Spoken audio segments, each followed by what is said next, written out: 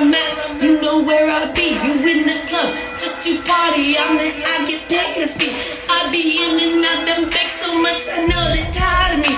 Honestly, don't give a about who ain't fond of me. Drop 2 mistakes since this French for working as hard as me. I don't bother with these don't let these bother me. They say pictures, they say go I'm who they trying to be. Look, I'ma just chill with your boo. I'ma just chill with your boo. I wanna be a little babe. My pussy be like a lake. He wanna swim on his face. I'm like, okay, I let her get if you want. He about ain't so wrong. And over with one of those fast forwards. I get the junk in the trunk. I'm the hottest in the street. Know you probably heard of me. Got a bag and fix my teeth. Hope your hoes know it ain't cheap. And I pay my mama bills. I ain't got no time.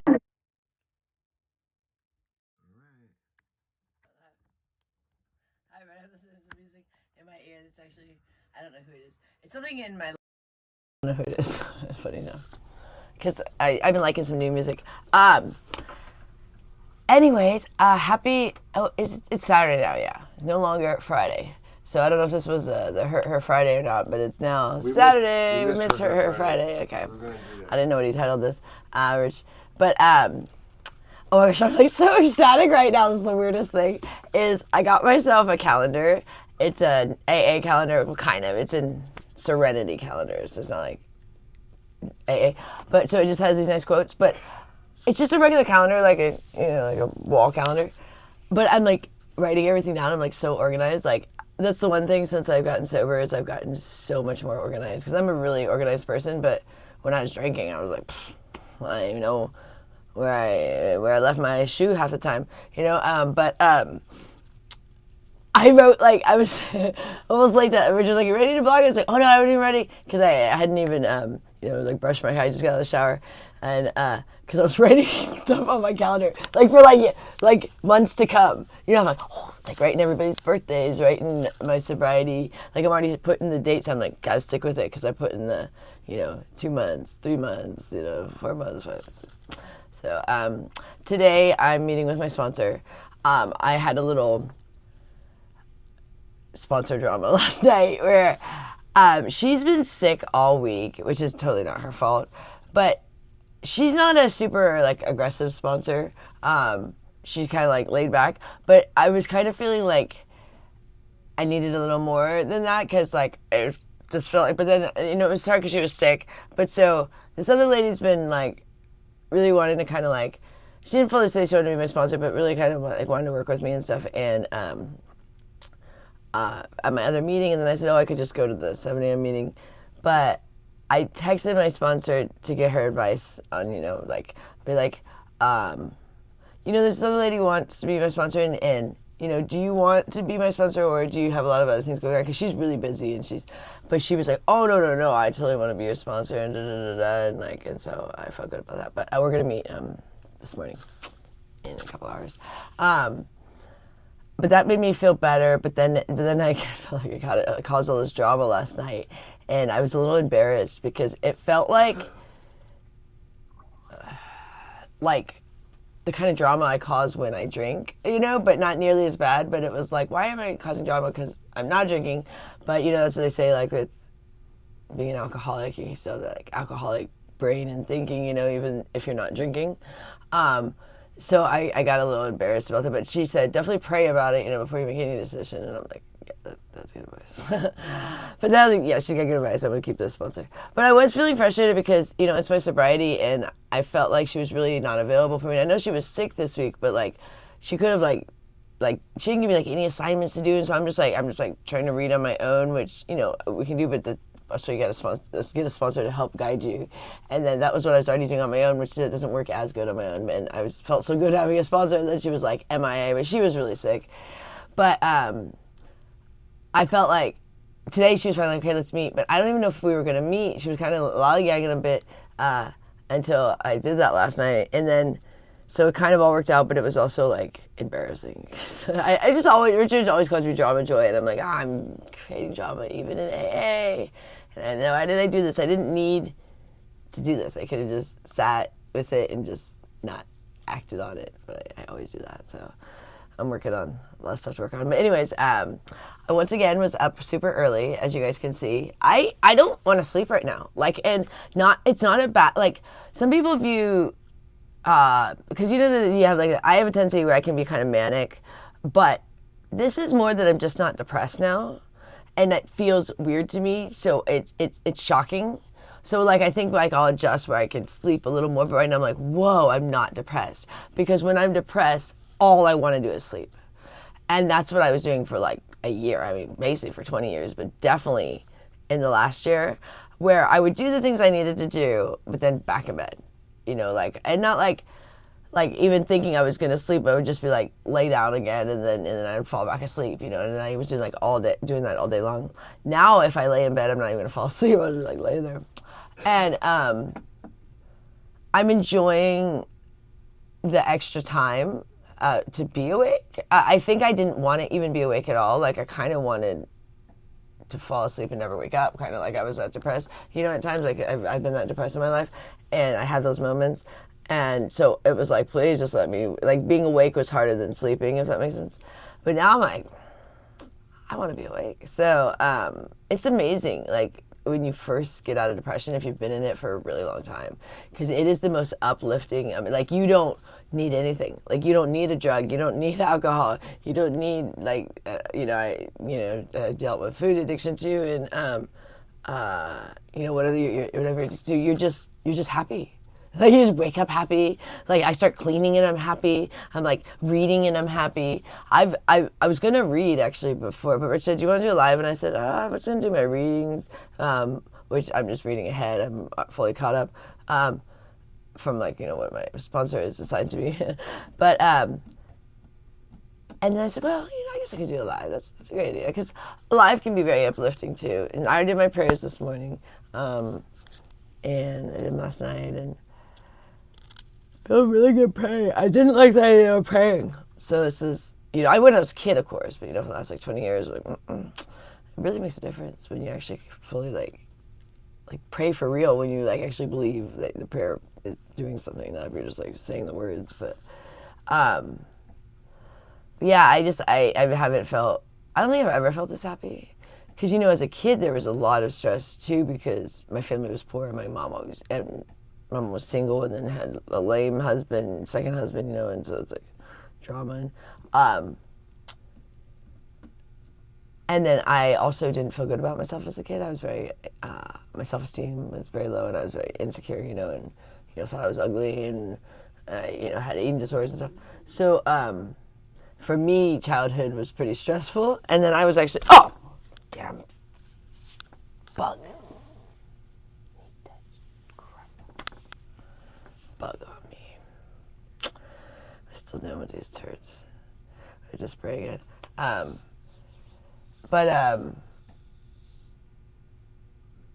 Anyways, I'll share that. So this is probably the most freeing I've ever felt in my life. Because, I mean, I have stress of, like, you know, bills and stuff, but things are working out. Like, it's, you know, clients are coming in as needed. You know, other opportunities are arising. Oh, I'm so bummed. They text about Annette's thing. She didn't get the job. It's so hard because we had a feeling that was going to happen, but what were we going to do? Not let her get excited and not let her try? But it was, like, it's hard because she was so still excited yesterday, like, all day waiting, like, because she thought they would call. Like, every time we would go in her room, she's like, did they call? And then they never even called. They texted, which is actually nice to text. That's actually easier. But yeah, we haven't told her yet, because her and Gloria went dancing last night, and had a great time, but she's going to be really bummed. And it's just hard because it's like, you know, deep down, I kind of knew it was going to go this way. I was really hopeful, but it's like, you know, the reality is they have to, it has to be a special program for her to be able to get a job. You know, the average company's probably not going to want to deal with the complications, you know, of someone with special needs, unless it's, you know, through a program. So we need to just get her signed up, I guess, for that program. And I guess, like, a waiting list forever for the jobs. And it's like, I don't know, she just was really excited about this. She thought they were giving her a job, I guess. Like, she thought that she talked to the manager or something, and she didn't really understand how it worked or whatever. So I feel very sad about that. Like my heart aches for Annette because she wants a job so bad, and it could be the simplest thing, you know. It could be raking leaves, it could be, you know, cleaning the toilet, anything. She just really wants the idea of like making her own little money and stuff. It's not like we wouldn't even, it would be just for her, you know, the money. It's not, we wouldn't think of it as like, oh, well, it was for helping the family. It's like, no, it'd be for her to feel she has her own money, is, you know, doing something, has a purpose and stuff. Because we give her money every day, but I think she would love if she was like making money herself, you know. Because she really likes the idea of jobs. It's really funny.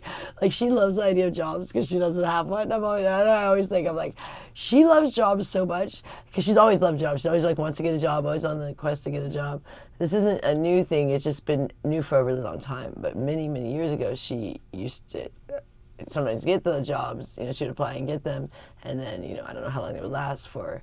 But she's always wanting to work. Like she likes the concept of it and stuff, and it's just, I think even if she got a job, she would still love it. I think she would just love having a little task to do, because she can do quite a few tasks now if like once she learns it, you know, like if they showed her to do something. She has a really good memory. Gloria, on the other hand, it would be almost impossible for her to work at this point, which would be insane. She's too old, but like her memory alone, she would not be able to remember anything that they taught her at a job. So I'm glad we're here now, because she was still doing little jobs before we got here, and she kept getting fired because a couple of them it was difficulties, some of them were some other things that went on, but she now is just too old, I think, even for one thing, the energy of it, but also just like to try to learn something and remember it, you know, at a job, because they're gonna, like, what if Gloria, the poor little, she's so sweet. Many years ago, Gloria used to love getting jobs too, like she's just having little jobs, you know. I think it gave her something to do, but they were just like the little part-time things. But this one, she tried to work at it was a parking garage, and she just had to be the person there that people came in, you know, that you pay. Oh, that was like too much, because I guess you had to have all these codes you had to know when you talked to the dispatch and stuff, and then there was like you had to put things in a computer, and they had to let her go because she was only there like I think like a week or two, and it did not go well. But it was so cute because she was always like, Gloria's so sweet. She's doing pretty good. She's very upset that she can't have the sugar that she wants. Like, she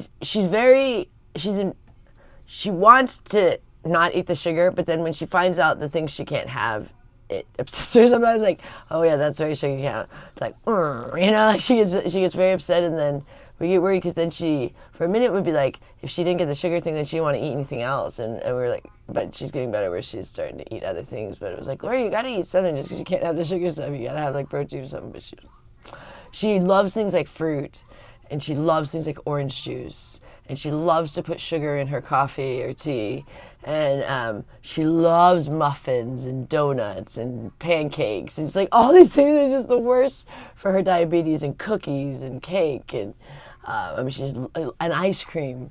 And so we're like, all those things you can't have. And she loves bread, which, you know, she can have a little bread, but not like over the top with the bread, because that's a lot of carbs, you know, which converts to sugar real fast. So carbs are sugar, but they're complex sugars.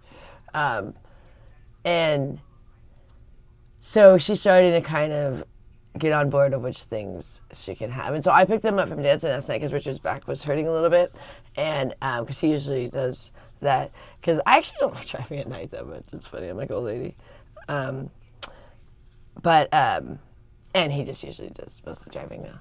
I used to do most of the driving and stuff. And now after I banged up the car that one day, I lost my enjoyment of driving. I used to love driving, and I was a really good driver for years. Never an accident. Not since I was like very young, and those were not ever my fault. But never with Richard. I'd never had an accident. Nothing. Not anything. Not like scratch on the car that I had never done. And then I did that. Man, just drives me nuts too, because it's so embarrassing at our AA meetings, because the meetings we go to are like people that are very wealthy. Like, it's not intentional, it's just it's a really good meeting and it's near where we live, but we're probably the poorest people in that meeting, because these people roll in like, one guy rolls in a Rolls Royce. And then we got all kinds of nice cars, tons of just like really nice cars, lots of Mercedes, lots of, one guy's got a Bentley, like, this one guy had a Jaguar, the F-Type, they got, like the decked out Mercedes, like really, really nice Mercedes. And here we come rolling up with our Mercedes is getting like worse and worse of just like things too, because it's dirty all the time too, because since the front light is, the glass is broken, we can't take it through one of those drive-throughs. So I wash it at home, but I end up just not getting to it that often. So it's much dirtier than I would like it to be. If we could go through one of those drive-throughs, we would have it much cleaner, because you get gas and you roll through one of those car washes, but we can't. It would like tear off the glass. And it's amazing the light still works and the glass still hangs on, the part that's still there. It's amazing. Mercedes is and we've drove it I think 4 times now to and from LA, which are it was 5 hours each way. So it's been, on the road, and it's not getting any worse, and it's just it's just tacky looking. And we haven't wanted to get it fixed for, out of pocket's $5,000, forget about that. But our deductible is $1,000, but that, not that we really have that either, but it's more, we could probably scrounge up to get the $1,000, but the problem is, then we're not sure how much our insurance is going to go up each month. And we got it at a really good rate, and it's just so we're just driving. And also, the car's a lot of miles for, it's a 2014, but it's already climbing up there to about 200,000 miles. So, because we drive a lot. And it had a lot when we got it. But we eventually want to get a different car once we pay this one off. So it's but it's so embarrassing, because we're just the tackiest ones.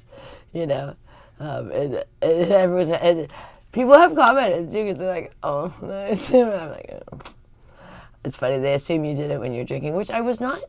So I was not drinking that day or even the day before, but I had drank probably the day before that. I had drank that week.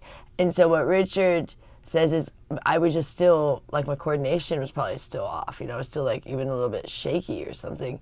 And so that's probably why it happened. So it is alcohol related.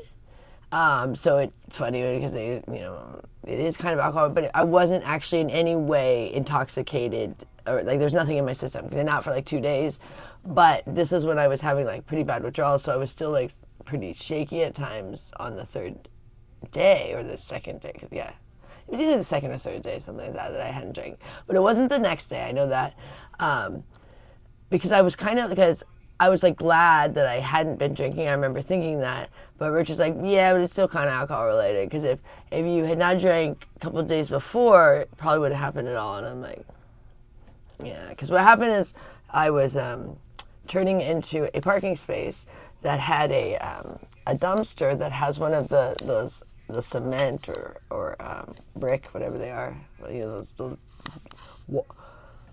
they probably put them in boxes almost, and you go in there. They're usually locked, but with a gate. But then the outside is either brick or concrete or something, So crunch. But so I'm pulling into it. But here's the thing. So as I turn right here, crunch. I hear crunch, and I go, oh no. And so I back up immediately, and I go, and oh no. And I thought for sure the light was not going to be functional, because it was daytime.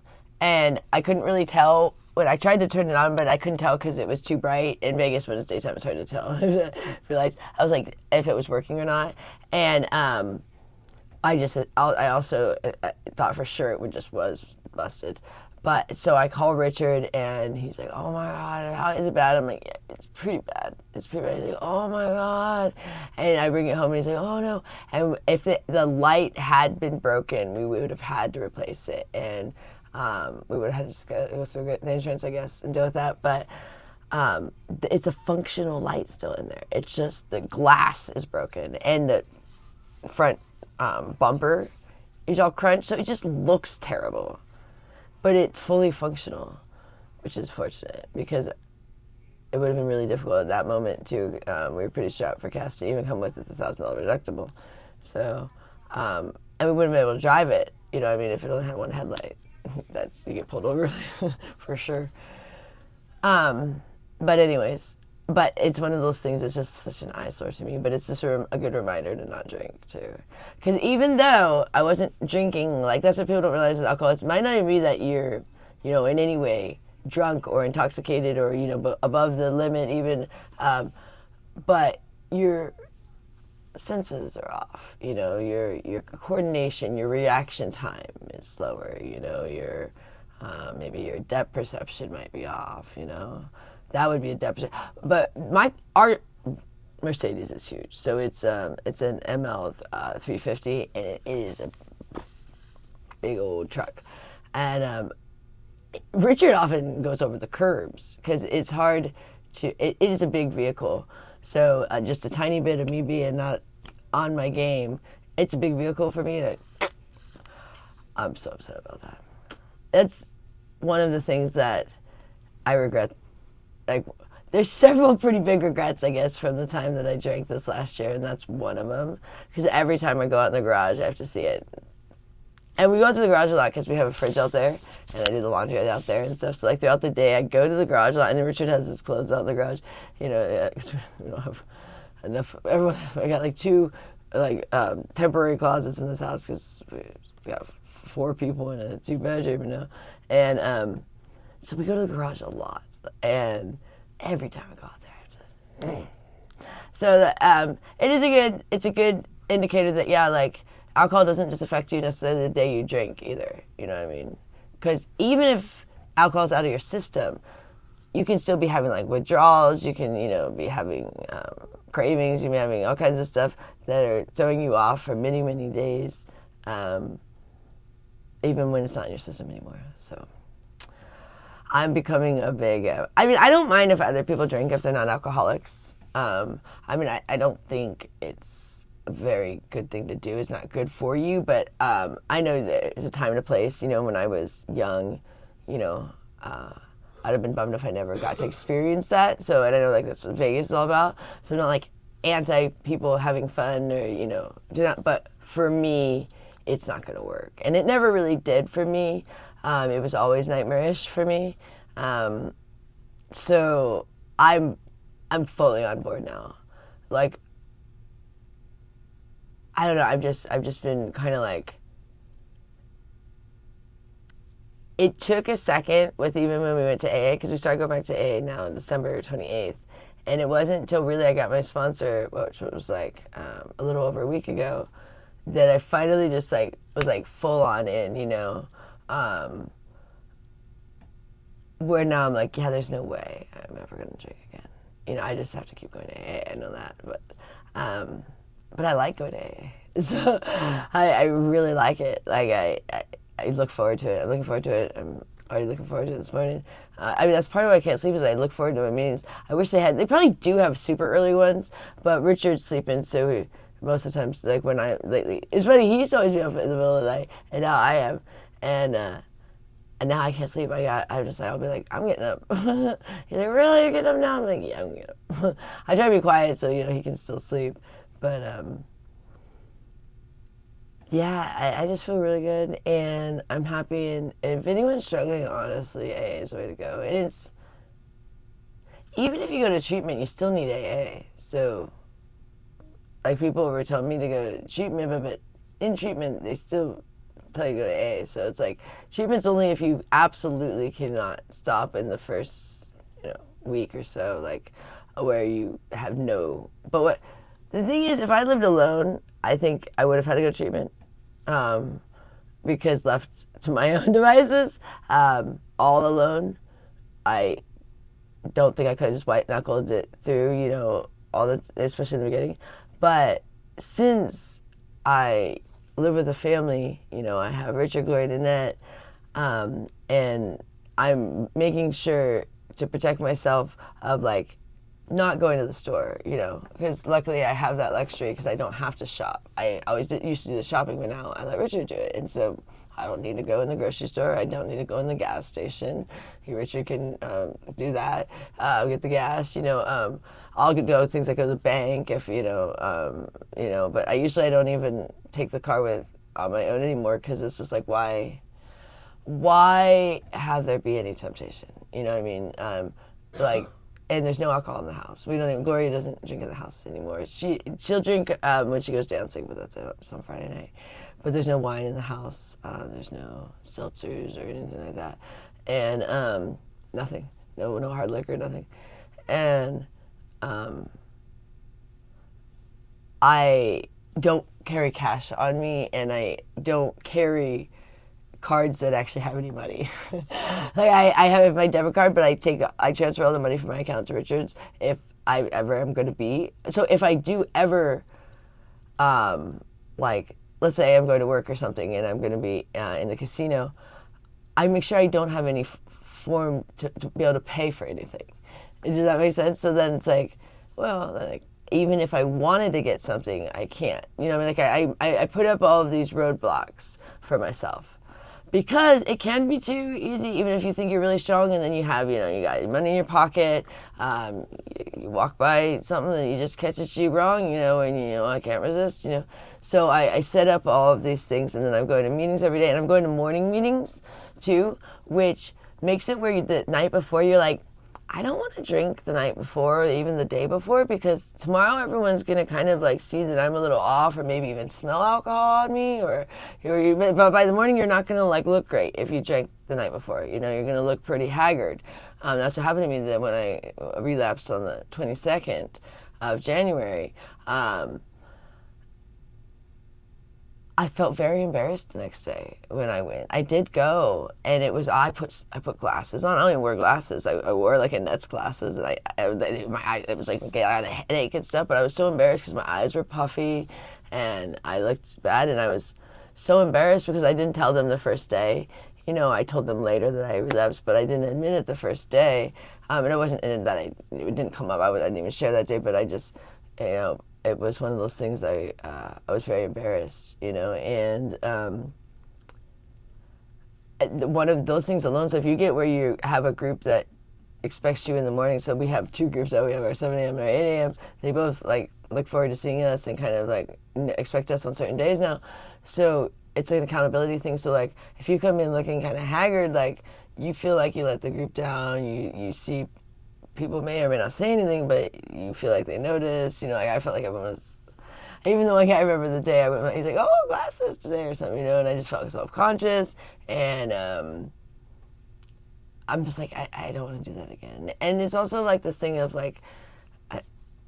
there's a whole group working together. They call it the group conscious of everyone kind of working together, group collective of we're all trying to stay in this together and help each other. And if one person is just keeps quitting, or throwing in the towel, it kind of is not conducive to the group, and you feel like you don't want to be the one person. Everyone else is staying sober, you don't want to be the one person that can't do it. They can't, and you can't do it on your own, but you can do it if you with AA and with the group, and you got the tools, and you're supposed to call people and stuff, and if you want to drink, you're supposed to do other things that they tell you to do, and get your sponsor, and there's phone lists and stuff. So what Richard's sponsor says is, once you're sober, there's no excuse to relapse. When you're, right in the beginning of it, that's a little harder. But once you're sober, we're me and Richard, it's 23 days today. He's at that point, that's sober. You can't be oh, I'm just gonna give in. There's no, it's sober mind now. You can't be when you're drunk, or if it's right recently, sometimes you're still off and you make bad decisions. But once you have a clear mind, as I'm kind of saying, then the only excuse is you just want to drink. You can't blame it on anything else. You can at that point have enough. You have enough tools and enough things to not have that happen. Go to more meetings. Go to another meeting. Go to a meeting if at that moment, if you feel like drinking. There's usually one within the half hour coming up. So, it really helps me want to stay strong. So, I think it's important, and we really like the group because I think we needed that. Like, kind of like I actually told the group today. I shared. This is the one where it comes around to you, so it came around to me. I like that because then I feel like God's deciding who gets to share. Because some people pass, and then the time runs out too. So it's like you never know where it's gonna start. Oh, you also don't know where it's gonna start or end, because it starts with whoever is doing the reading, but you don't always know who is doing the reading. So people always make jokes. They're like, "Man, I sat here thinking it wasn't gonna get to me, or that I wasn't," and it'll start like right next to them, you know. So it's kind of funny, and because sometimes people want to share, sometimes they don't. I always share if it comes to me, and then in some meetings where I raise my hand, you know. But I don't share every meeting, but I share quite a bit. But what was I saying? I don't remember. But anyways, just something about like this, the accountability of the group. It's just really nice because we rely on each other, and we're like a family. Oh yeah, that was another family. Because really, like my dad is still alive, but he won't speak to me and he won't take a phone call from me. I think he has my number blocked. So, he's kind of like dead to me now. But everyone else in my family, as far as my parents or grandparents, are all passed. So, okay, so I take it back. My dad and his dad are still alive. But my grandpa's like the meanest man I've ever known in my whole life. And he's the one grandparent that, of course, I got stuck with, but he won't take my phone call either. So So my mom and both her parents and my dad's mom are all passed. So I really don't have much of a family line, you know. And then the great grandparents, they're all gone for sure. So the only ones left are my grandpa on my dad's side, and my dad's dad, and my dad. But neither of them speak to me, so basically I have no family. But I have, you know, this family. But this, I needed, I think, and so did Richard, because he lost his brother and his dad. So we needed like a little bit more of like a lot of these people are like our grandparents' ages. You know, Richard's grandparents are all passed too. And his father and his brother, and my mother and brother, and, you know. So I think that going to these meetings is kind of like really fulfilling some need for even just kind of like interaction with like older adults for their guidance and wisdom and stuff. And so it's been really helpful for me, because I was like on my own like since I was 20 basically, you know, with no guidance from anyone that was older than me really, you know, because my mom had died and my dad, he was just non-existent. Even when there was a short time I lived with my dad, but even living with my dad, he's pretty high on the spectrum with the autism, but he doesn't know he is.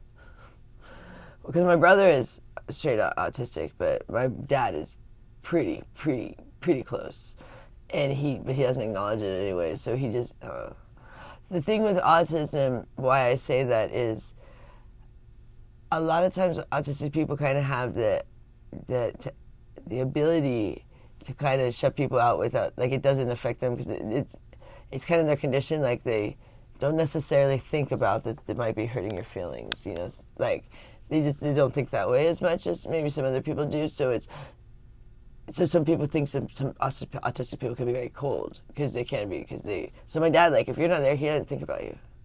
Like, oh, I have a daughter. Oh yeah, that's right. But if you're there, he's like kind of nice, you know. Actually, everyone's always hated my dad. He's kind of a dick, but I always liked my dad. My mom never, like, I don't know why you like your dad. No one likes your dad. But my dad only was around if, like, you were right in front of his face. So I would put myself right in front of his face, and then kind of pay attention, you know. But he's also an alcoholic, so that doesn't help.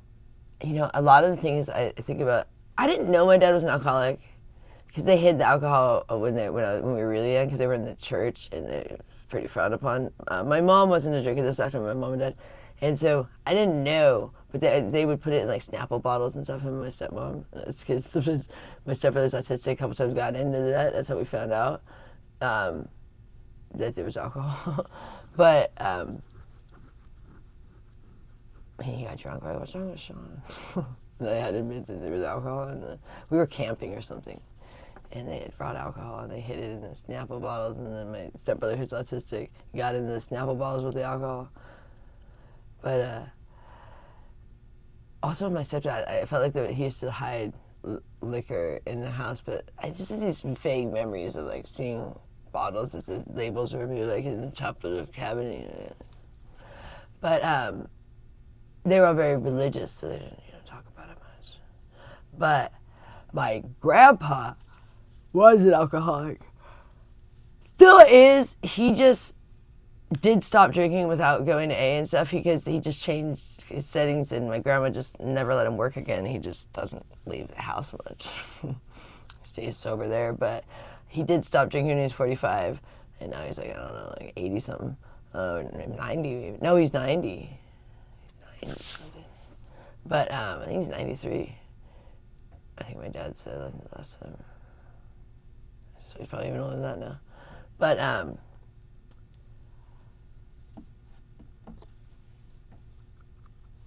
he never drank again, which was crazy because he didn't become a nice person or anything. So like they talk about those people that they dry drugs where they might not drink but they act the same as they did when they drank, basically just not as bad. So I don't want to be like that. I'm a really bad drunk, and it there's just these moments that it's like so fun for a second, and then it just goes south so bad and pretty fast. Anyone that's ever drank with me knows that. People online that drink with me, they know that. And it just goes way south. And that's what happens every single time. So that's why I know for sure I'm an alcoholic. I never questioned. I just think I used to be like, oh, well, I'm an alcoholic, but I'll drink anyways,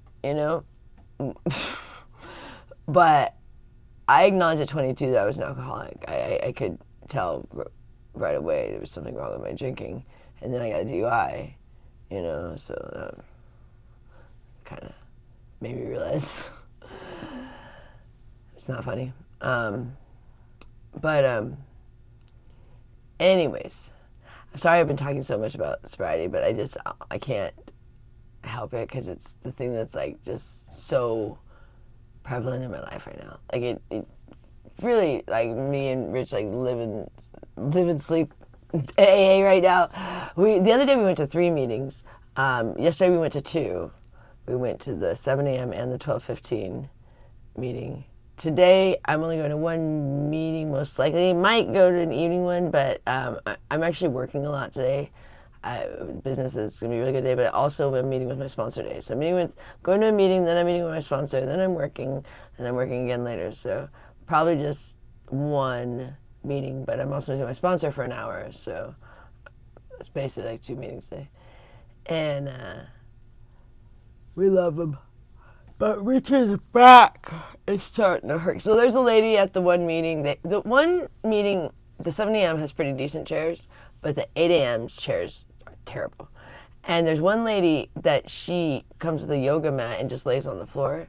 And she told me because the chairs, they threw out her back for like 2 weeks one time with the chairs. And I mentioned it to Richard, and then not like a couple days later, like he's like, oh, I know what she's talking about. I threw my back out with these damn chairs. And so I rubbed his back a lot last night. We have this like jade tool. You guys know about jade. Jade is very good for massage. And they have these massage tools that are jade. I'll show you guys. And they're insanely good for getting like the knots and stuff out of the back. But it's this lower back, right like the bottom of your back, right before like your butt, right there. You get this. And these chairs, so I have to sit sideways in them because like if you sit like this, like it hurts my back too, like, and it's like the actual, like it hurts even just like it has no padding, so it's like uncomfortable. So because they're not the metal ones, but they're the plastic folding chairs. They just no padding on it. But so I sit like this. And then that, because the side I can handle better. But yeah, so Richard kind of threw out his back, poor guy. So hopefully he's kind of like hunched over. That's the only negative thing that's come out of the meetings. back problems. But it's we're very, very happy with. We're happy with actually every group that we're finding. Like Richard's been going to a men's group too. He's extremely happy with that. He basically has like 2 sponsors too, because he's got 2 guys that want. He has 1 sponsor. Another guy wanted to be a sponsor, but he said he already had one, so he's like, okay, I'll come be like your backup sponsor. But Richard talks to probably like 10 guys every day. Better than me. I'm a little bit more, and especially I'm working. I reached out to one of the ladies yesterday besides my sponsor. The one that was actually wanting to sponsor me. So she's kind of helping me too. She's a little bit of my backup sponsor now. So I'm going to talk to her on Sunday. Me and her are going to have like a little sit-down chat on Sunday. So things are going really well. Sobriety. And I've just been getting so organized. Like I'm the most organized I've ever been in my life, and I'm getting the house cleaner and cleaner. I do things in processes. Like I don't really like when things are insanely messy. I like to keep things clean, if that makes sense. So people go, oh, you love cleaning, so you want to clean messes. I'm like, no, what I like to do is avoid messes. So what I like to do is clean before it's a big mess. So like clean the plates and things before stuff sticks to it. Cleans the pans before stuff sticks to it, you know. Clean as you go before it becomes disgusting.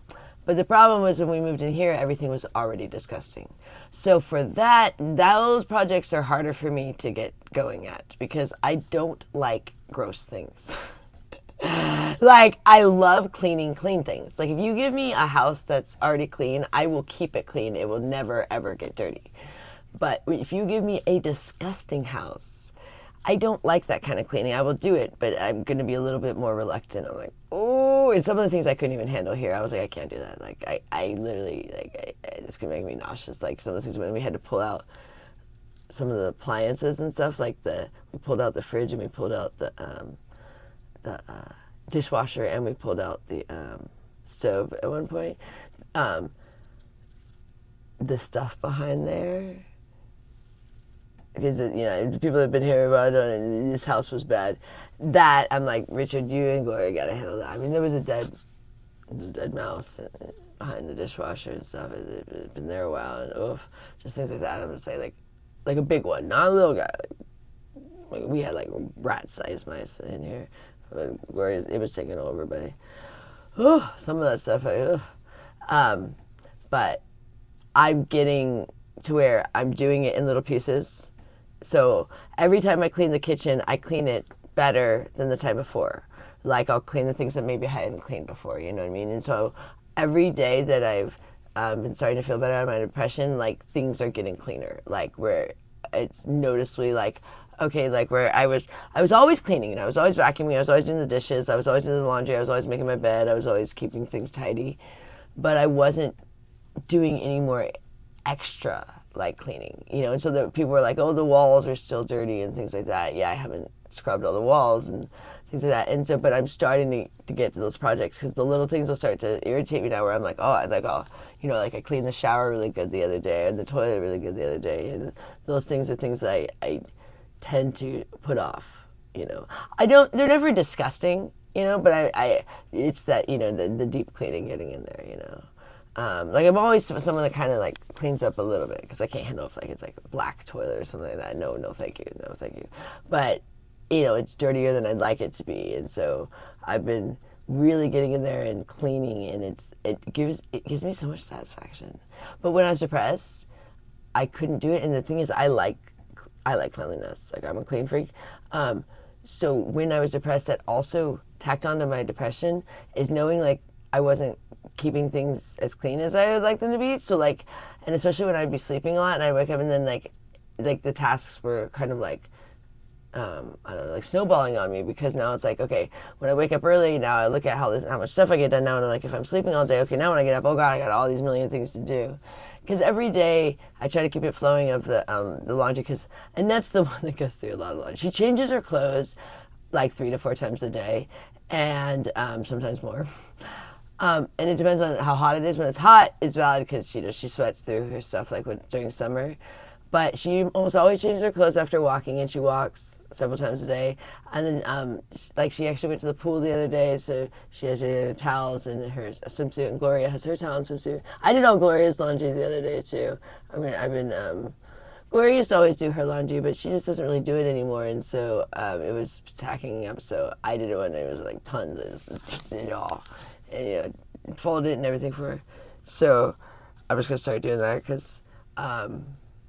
but it's mine, Richard's, and Annette's laundry that I do every day, because Gloria doesn't have as much laundry, because she doesn't change her clothes as often as like Annette, so hers isn't always a daily thing. But I do, all of the household stuff. But I'm gonna start tossing in any of the ones where I see if Gloria puts hers in a basket, because everyone has different laundry baskets. But I do that every day, and if I don't do it by the day 2, now I have to do 2 or 3 loads. Because sometimes I have to do 2 loads anyways. So it's like everything just tacks on if I slack off, And now I'm just staying on top of everything, or it's like, and same with like, I'm handling a lot of the, Gloria's been funny, like when we got a dishwasher, now she decided to start doing dishes.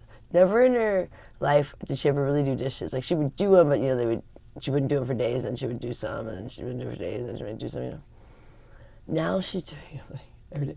But I'm like, we have a dishwasher. All you gotta do is rinse and put it in the dishwasher. It's a really good dishwasher too, and I love it. And now she's like hand washing a lot of dishes, and then I just put them in the dishwasher anyways, because I still want to sanitize them now at this point. But I'm like, Gloria, you don't need to do that now. Like now you don't need to do the dishes. For years, yeah, that would have been helpful, but now actually you don't. But we don't say much, because it's like whatever, she wants to do them. But it's just so funny because I try to get in there and do it before she does now, because I was leaving it and then doing it in the evening, but now she'll go do them before I load the dishwasher, and I'm like, oh. And I don't want her to have to do all the dishes when she doesn't need to, you know what I mean? And I never wanted her to, because I can handle it. It was only necessary when we didn't live here, but I don't mind doing the dishes since we've lived here. I don't mind dishes. I don't mind vacuuming. I don't like dusting that much. I don't like things that I feel like you're pushing dirt around, like with dusting, it feels like you're just pushing dust off of one thing to the next, where a vacuum feels like you're sucking up all the things. I mean, I guess you dust and then you vacuum it up, but at certain things I don't like as much, like dusting. I don't know, it feels like gross to me. But I do have one of those feather dusters, so, because it gets dusty around here. And I don't like cleaning toilets or showers, or floors. But I love dishes, vacuuming, organization, like any kind of like tidying up, making beds, like that kind of stuff. I make my bed immediately after getting up. I mean, ours is easy because we sleep on top of the comforters, but I've always made my bed. But you still have to I tidy it all up, and I have one throw thing that stays on the bed, and I fluff the pillows, and then I fold. These are the blankets we actually use. I'll sleep under the covers because this whole bug thing is so annoying. It gets better, then it gets worse, and it gets better and worse. It's like, right after we spray, it's really good, but then we gotta spray again. But the problem is we would spray much more often, but Casper has to be removed for us to spray, and he hates being picked up. For us to because I could just even take him out. One time we took him just outside. I put him in the basket and took him outside and sat with him, just sat outside with him in the basket and pet him. But the whole process of putting him in that basket is a nightmare. So we do the Damascus earth all the time, but that only helps so much, and so it's a nightmare. But sleeping under the blankets, you're more at risk because you're like, oh, they might be close there. So we sleep on top of the blankets. It's terrible. And then I use these little throw things. I get excited because the Mets are starting to start the season soon. I think they're starting practice sooner. Maybe they already did. I don't know the exact date. But I can't wait. I'm having total Mets withdrawal. So at a 12:15 meeting, the guy that was leading the meeting had on a Mets zip up sweatshirt, and He was from Long Island, New York, because I went up to talk to him at the end, because I was like, oh my God, you haven't met Sha. I always go to talk to the people that lead the meeting, too, to thank them for the meeting, but I definitely had to talk to him because I had to say it. And I said, oh, my family's from Long Island. And he said, oh, so am I. And then there's this guy in my other meeting, an older man, like probably not my grandpa's age, this is my grandpa's in his 90s, but a grandpa's age, like he's probably in his 80s, like Gloria's age. He's from the Bronx, and his accent, I just love it. He reminds me so much of my grandpa, because he has like the same accent as my grandpa, that thick New York accent, you know? So that's another thing is, I love being around people like that remind me of my family. So it brings more to my heart, like, and I almost said his name. It doesn't really matter if I said the name because you guys wouldn't know who these people are, but I like to not say their names, just for their, it's anonymous. I was anonymous, but I almost said his name just because I'm used to it. But he's becoming like a grandpa to me, like for sure. Like, I don't know, like I feel like so I was telling them yesterday, like they're becoming like my family, the group, because I really do feel like you got the ones that are kind of like your new aunt, the ones that are kind of like dad figures, even, or the ones that are like grandpa figures, or your mom figures or grandma figures, and I don't have any of those people in my life, so there's all these people who are kind of fitting those roles. And definitely like my sponsor has a little bit more of like a motherly, and so I think I was testing her yesterday, not meaning to, but to make sure like she really wanted to be my sponsor. Because I wasn't sure she wanted to be my sponsor. Because, you ask someone to be your sponsor, and most people will say yes. Some people will say no, but you're supposed to kind of say yes if someone asks you. If you had raised your hand saying you would be a sponsor, you're not really supposed to. Because you're supposed to be willing to sponsor anybody, and if it goes south, well, you can deal with that later. But, so you wonder, do they really want to be my sponsor, or are they just saying yes? So I kind of was giving her an honesty, there's another lady that wants to be my sponsor if you have because I know she has a lot going on. Not just that she has 6, she got 4 boys, she's married, and she sponsors other people, and she runs one of the meetings, the Monday meeting and stuff, and so, and I think she also has another job. So because I didn't know if I was burdening her. Excuse me. I want to make sure I'm not burdening you. Oh, no, Joy. You are not burdening me. I want to sponsor you. I would really be sad if you, left. No. Please, pray about this, and stuff. So that made me feel good. But I now feel embarrassed that I even questioned. But I was wondering if she was really wanting to do it, or if she was I kind of felt that maybe she was, by not doing much this week, kind of wanting me to get another sponsor, but it was, I think, just purely because she was sick. I mean, we've been in contact, but she definitely, I felt, I can't tell, her what to do. She's supposed to tell me what to do, but I felt she could have given me a little more direction this week, even though she was sick, because we were texting, because I really felt like I was floating around. It was much harder for me this week, because the week before, it hasn't even been 2 weeks since I've had a sponsor, but I asked her, I forget what day, I think I asked her on Monday. Not this one, the one before. So what would that be? Yeah. So this Monday will be 2 weeks. So almost 2 weeks. And it was so helpful that first week. And we met, and I was so uplifted. And then this week was much harder, not really having her available, and I just wanted to make sure she was kind of committed to help me, and wasn't kind of blow me off in a sense, But so I guess that's not the case. Now I'm embarrassed for but I think it was important for me to make sure I chose the right sponsor, or someone that's taking my sobriety seriously too, of helping me. And the fact that she kind of in a way I felt it was told me not to leave, means that she does care and that she does want it, because that would have been the perfect opportunity to be oh sure, if someone else wants to be your sponsor, yeah, go do that. So that's good. But me, always stirring up stuff for no reason, which is like, he calls me Drama Joy. Ow. Even in my sobriety, I was embarrassed I did my sobriety because you're just like, bad behavior. But anyways, I do feel really fortunate. Things are going really well here. I'm really sad about the Net's job thing. It sucks too because I deep down knew it was going to happen, and I knew it was going to happen too, that she's going to get upset. We haven't told her yet, but I mean, she was getting more and more upset yesterday as the day progressed, and she hadn't heard from them. We didn't get the text till pretty late, and we were asleep, and then I didn't see it till I got up, like around midnight. Otherwise, we would have told her. But I don't know what time Richard saw it, but he didn't see it till pretty late. And I think he didn't want to ruin her night right before they went dancing, so he didn't tell her before she went dancing. I think he found out right before she went dancing. I actually fell asleep. So it's not that I'm not sleeping at all, because you guys, I'll fall asleep sometimes earlier in the day. But like yesterday, I think I fell asleep around 6 p.m. But then I was up at like 10. So about 4 hours probably, yeah. That's decent. It's not no sleep, but when I was feeling depressed, I was going to sleep at like 5 p.m. and then sleeping all through the night and then not waking up till the morning. So I was sleeping a lot.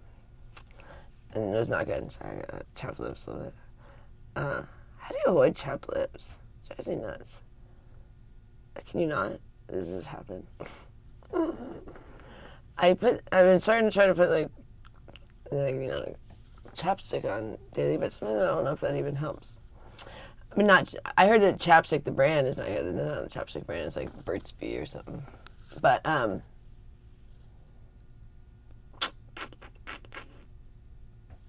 what was it?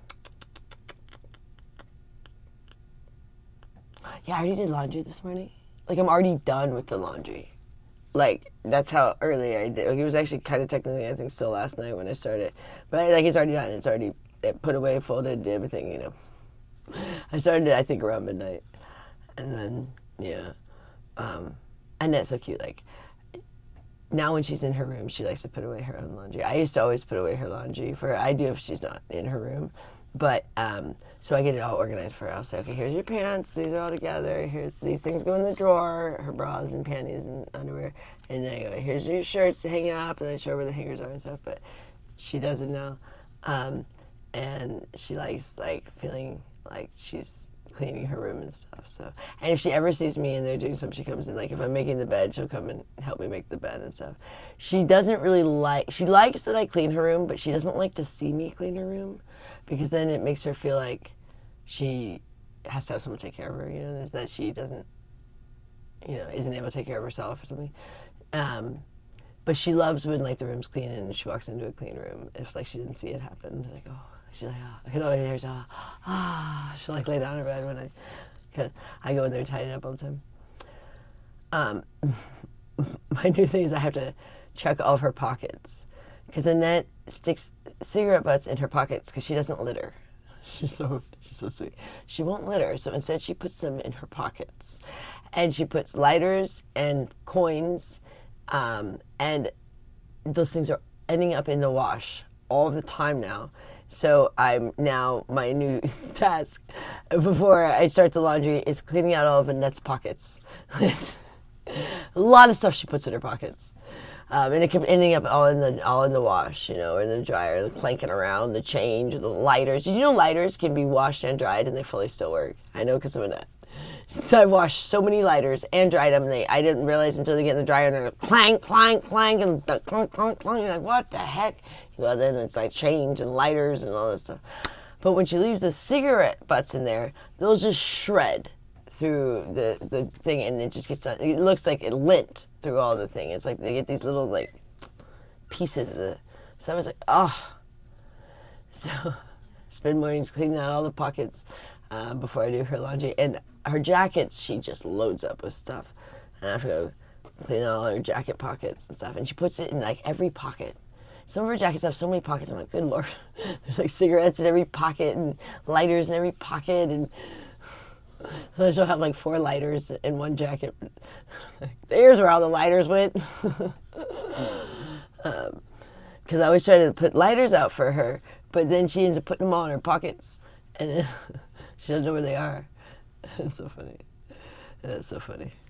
There was this girl. I used to volunteer for Special Olympics because my stepbrother Sean was very involved in Special Olympics, the one that's autistic. And there was this girl named Shandy that they had to sew all of her pockets on any clothing because she had a thing of picking up things and putting in her pockets, but picking up anything, not like stealing, like picking up dirty things. Like she would pick up dirty things on the ground and things that could be like harmful, you know, like she'd pick up like if there was like a dirty needle on the ground or something, she'd put it in her pocket, you know. I mean, it's like anything, you know, like chewing gum off the floor or something, whatever. And it would sew all of her pockets because I forget what she had, something that, I don't remember what her condition was, but, you know, something that was causing her. She wasn't Down syndrome, but she wasn't autistic either. I forget what she had, but she was a family friend here. Most of our family friends we met through, with my dad and stepmom, most of their friends had children similar to Sean because they all met through the Special Olympics, and Sean was very involved in all those programs. They did a lot of sports, and they had all these activities and things, and they go bowling, and they also would they had a little clubhouse that he would go, and you could go there every day, play. They had basketball outside because it was at a park, and then inside they had you know, things like the thing with the guys that did soccer with the foosball kind of stuff and things like that, you know, pool tables and stuff.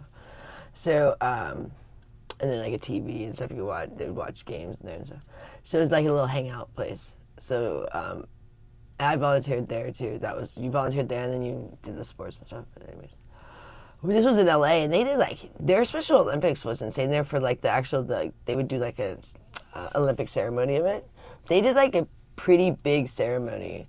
You know, they have someone run the torch and everything, you know, and opening the ceremonies and stuff. It was a pretty big event for the Special Olympics in Los Angeles. So I would go to that. It was great. But some of those guys were just hilarious.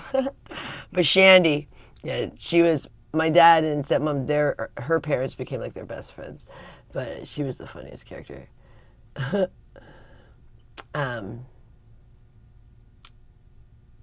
There was this guy that he has Down syndrome, which usually Down syndrome people are very, very sweet. It's just, I don't know why that is, but often they have very sweet dispositions. Like, it's just very common. They're just very sweet. They want very loving and very affectionate. They want to hug you a lot. But there was this one, the only Down syndrome person I've ever met, and I've met a lot being involved in Special Olympics, that was not nice. Like, he's really mean. I forget what his name was. I can't remember his name. Oh gosh, I'll think of it in a second. But he was mean, and angry, always wanting to fight everybody. And they would play basketball, and he would get so mad when the other team, so he would be sitting often, because they didn't play him very often because he would get too angry at the other players. But when he was playing, he'd like throw the ball at people and stuff. But he would get mad even if he was benched, if the other team scored. He'd jump out of his chair. Ted was his name, Ted. Jump out of his chair. He'd go run after the other players. Like, no, Ted, no. It's okay if they scored. It's okay. But what was the best thing was watching a Special Olympics baseball, because it was always a mystery what was going to happen. Of like some of the players would forget how to play every time. You know, some were really good. Like Sean was really good at baseball. But they would, if they couldn't hit the ball, they would bring out a tee. And so Sean, whenever he's watching baseball, because there's a certain time, they'd allow them like to strike out X amount of times because they let them keep going. And then they would get like, finally, they'd be like, okay, tee time. And they'd bring out the tee, you know, where you hit the ball at the tee. But Sean, when he's watching any sport, baseball game, if they strike out, he goes, tee time, tee time, tee time, tee time. But this one guy would always forget how to play. So he would need tee time, and then he'd finally hit the ball, and then he would get on base somehow, like he would forget how to get to the base, so we got him. No, this way, go this way. I forget his name. It was probably like Larry, no, it's over here. We got him to the bases. He get on the base, and then once he's on the base, once the next person hit the ball, he go running after the ball. We're like, no, you gotta run to the next base. They go after the ball. This isn't your time to go after the ball. So like he'd be doing defense when he was offense, and it was just the funniest thing. Every single time somebody tried to give him to the second base or the third base, it's cute. I loved working with Special Olympics. It was always just such a good time. I did it for a long time.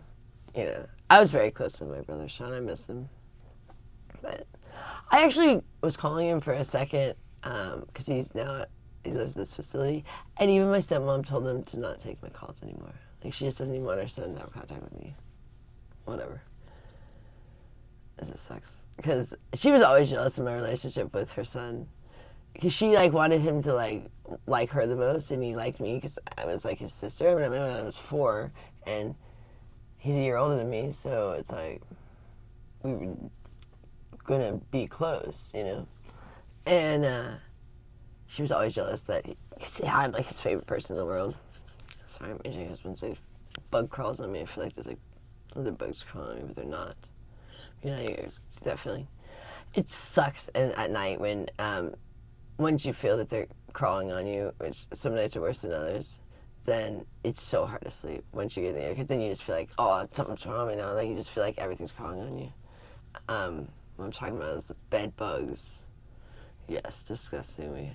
They're impossible to get rid of. I mean, we're gonna have to. Well, it takes a lot of money. So we had a guy come over. And actually, we didn't even have a guy come over. I think, long story, but a guy came over to do an estimate. And it's gonna cost a lot, like, because it's a thing, and we have to leave for several days.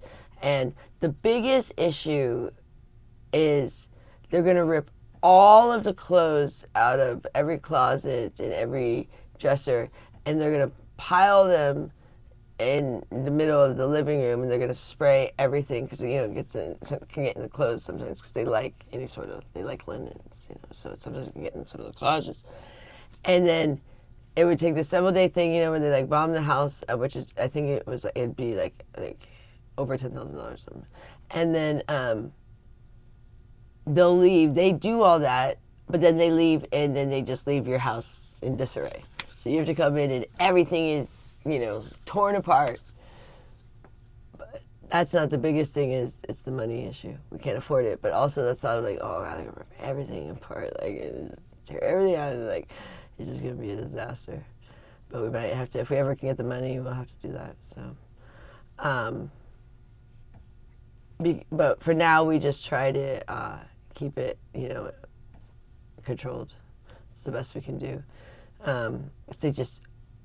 They don't go away unless you fully, like, because they're everywhere at this point where, like, and if you have one, and they'll start again, they can lay so many darn things. It's just they're the worst thing in the world.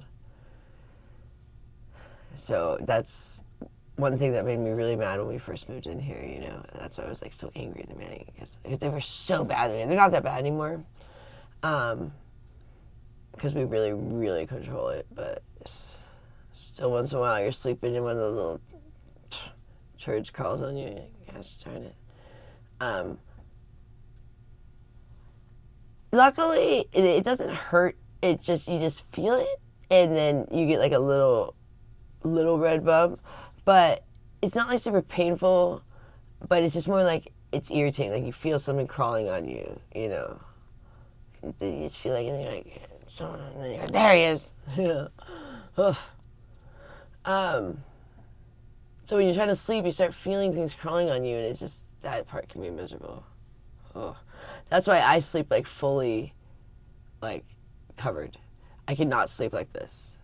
This is only my pajamas I wear during the day, or like, you know, like now in the morning after I shower, put this on. Because what I wear at night is like full pants, you know, a turtleneck, and my sweatshirt that has a hood that I zip up with, and sleep with my hood on. And I pull the sleeves all the way down, and because then I figure at least it can't get to me. Because what they were getting was my neck. Oh, it was the worst. You could feel them like crawling on your neck, and I couldn't take it. So he's like, I'm getting a turtleneck, and that's That's helped. They haven't ever bit me in the neck ever since I got a turtleneck. They pull all the way. So I sleep with a turtleneck. Even when it's warm, I don't care. And Richard also got me this thing that's for camping that you're supposed to sleep in, but that's sometimes too much. It's this thing that it's supposed to prevent from bugs when you sleep. It's just like, I'll show you guys. It was not cheap either. I used it for a while, but it's sometimes a little much now. It's so crazy what we have to do around here.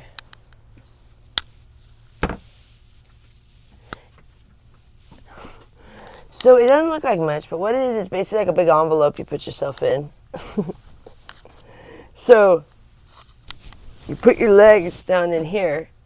It's like a sleeping bag, but then it has this you can then put over your head, okay?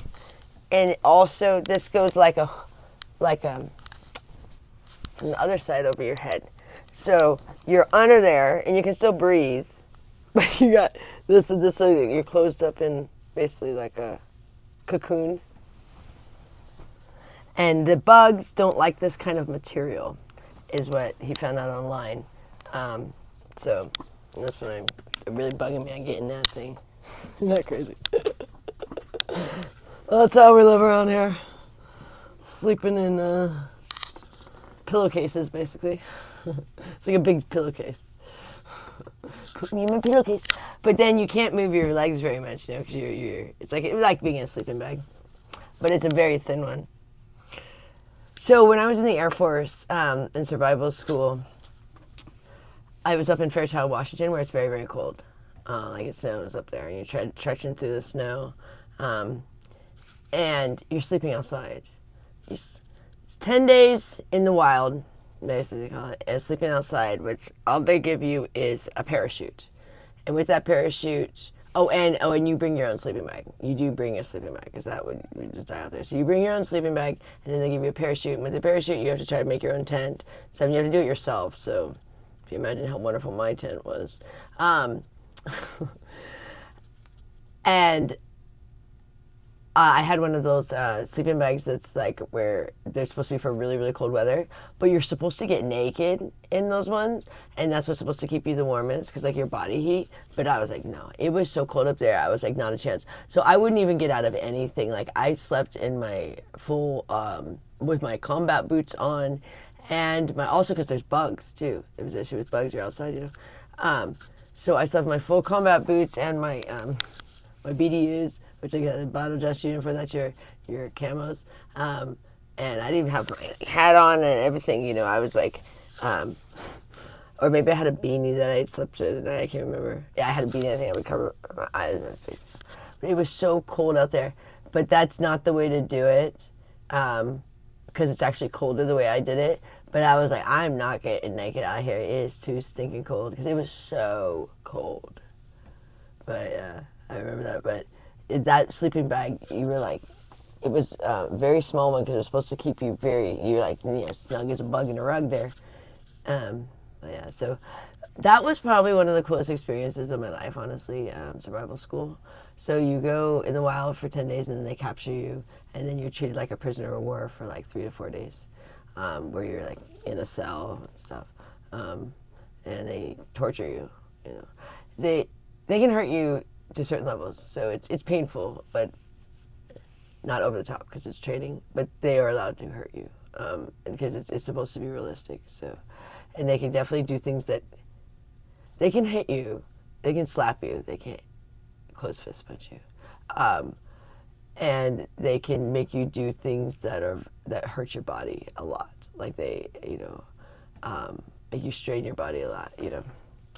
And they, you know, like put you in where they put you in a tiny little box where you barely fit. And I love that part where they put me in a little box. Put me in there, I was fine. Leave me alone. Put me there all day. Because when you weren't in your box or your tiny little cell, they were terrorizing you. So I was sitting in this little box. Leave me here all day. That wasn't what they did. They put you in like a box with a bunch of bees, you know, and they sprayed freezing cold water, strip you naked and stuff. That sucked. But anyways, things like that. But It's so realistic. It's weird. You forget it's training. Like, 'cause when people are actually hurting you, it doesn't feel like training.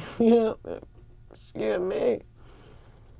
But at the end, these same people, when you graduate, then right away, like, turn around to congratulate you. Basically, you're like, excuse me, I don't like you. It's just a hard transition. I mean, that's their job, to terrorize you. But you're like, why did you choose this job? It's horrible. It is a weird thing to want to do that job because it is, like, pretty cruel. But so those guys get off on it. Steer trainers. The thing I hated the most was water survival.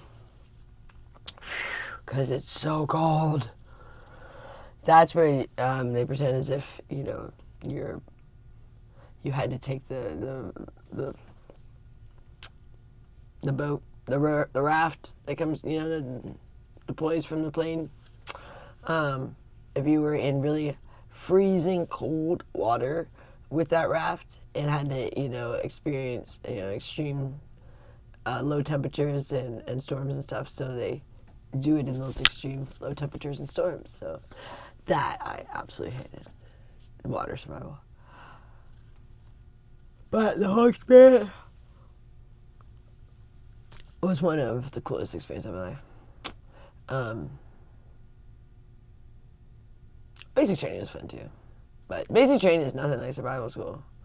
Most people in the military just do basic training. That's like a cakewalk compared to survival school. Survival school is much harder. It's intense. Oh,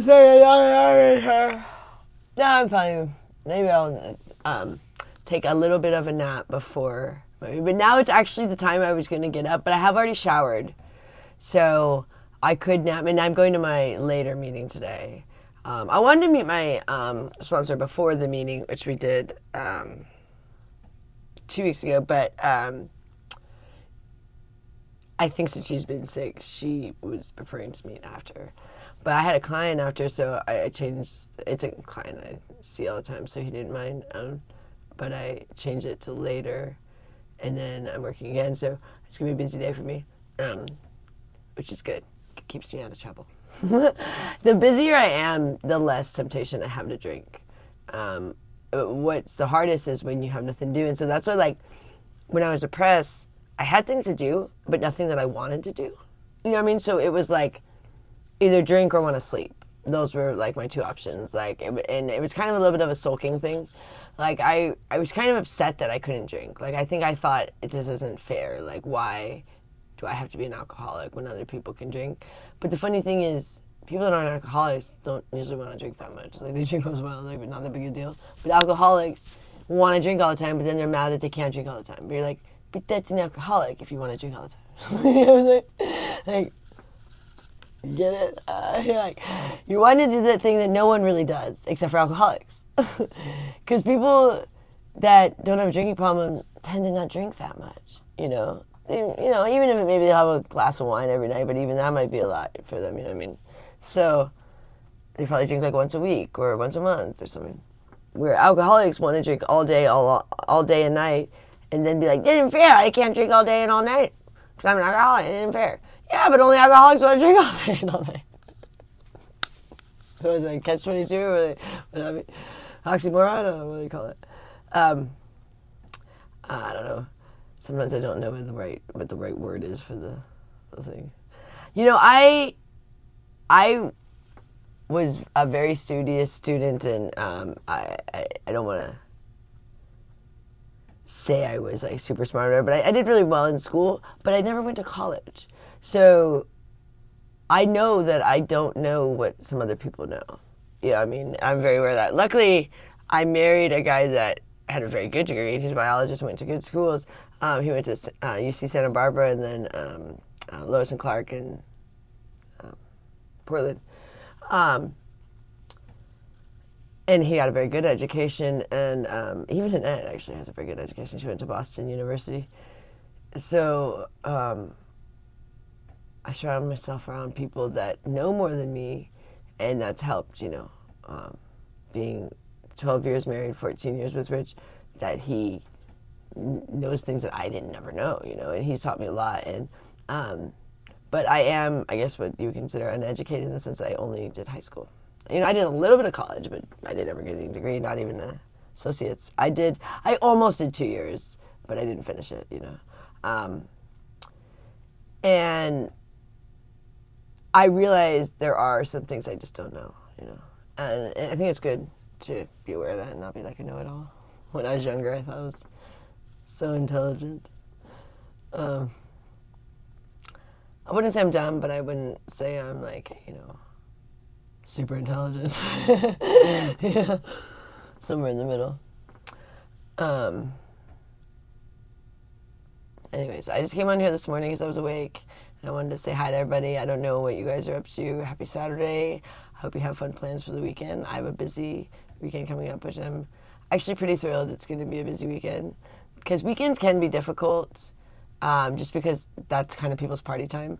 And I am someone for a long time that hasn't had like a job that was a 9 to 5, but you still, since I did for many years, there's still that tendency on Friday, Saturday, and then, Sunday you kind of start to chill, but like Friday, Saturday, where you're like, woohoo, let's live it up, for drinkers, that, those are their nights. And so it's good to be busy on the weekends for me to just keep my mind off the alcohol, because and most of the busyness I'm filling up on my own by the meetings, but that's good. Meetings are what keep you sober if you're struggling.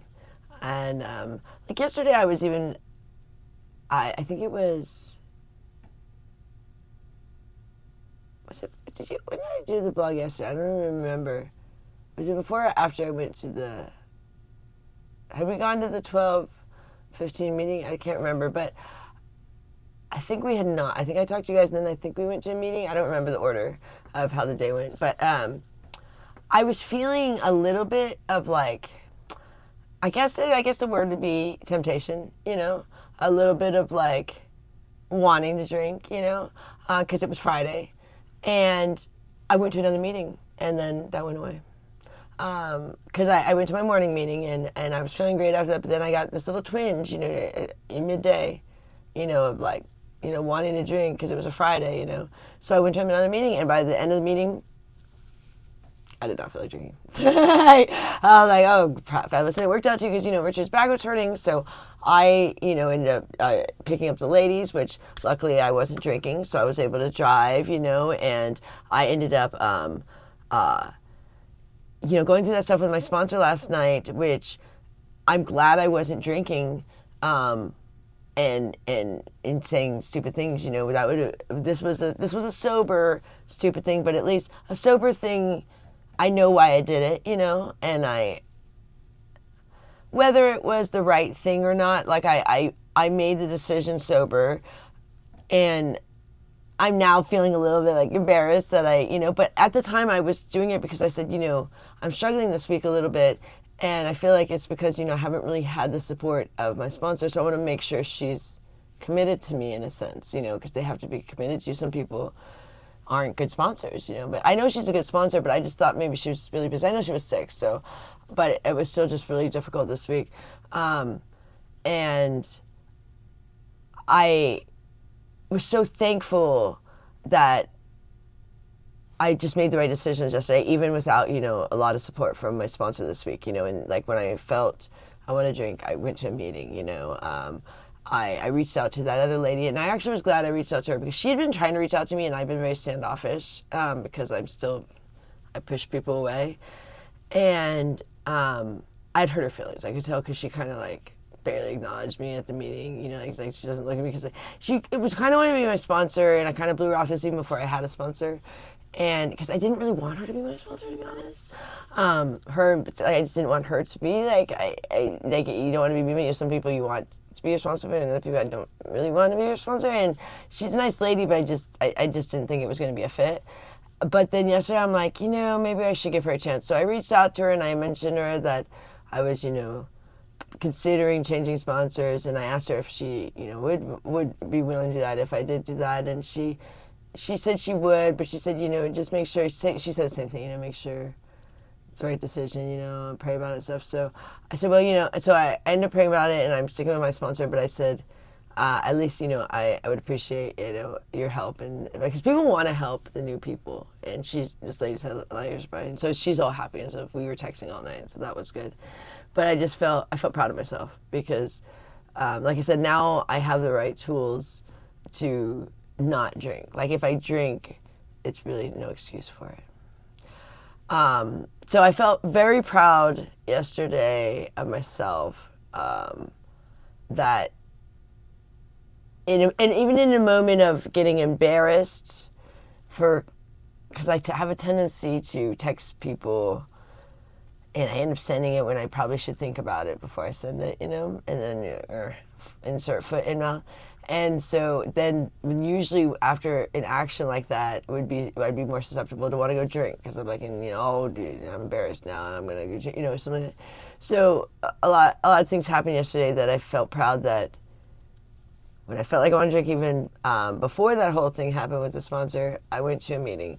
Then when the thing happened with the sponsor, I just worked through it, you know what I mean? And I acknowledged what I did, and I did apologize to her, for causing any sort of drama or kind of creating unnecessary drama. But I said, I had to kind of know that you were, wanting to be my sponsor, not just feeling obligated, And she said, no, I really want to be. I was like, okay, well, thank you, and I'm sorry for drama joy once again, So I'm working on these things, they call it character defects in AA. I have a lot of them, and I do that. I get so worried that people are going to abandon me that I push them away before they can abandon me, and I know it's because, my mom issues clearly, and I really like my sponsor, and I think I was thinking that, she didn't want to be my sponsor, and so then I was feeling all these insecurities, and then it was all in my head, the whole thing.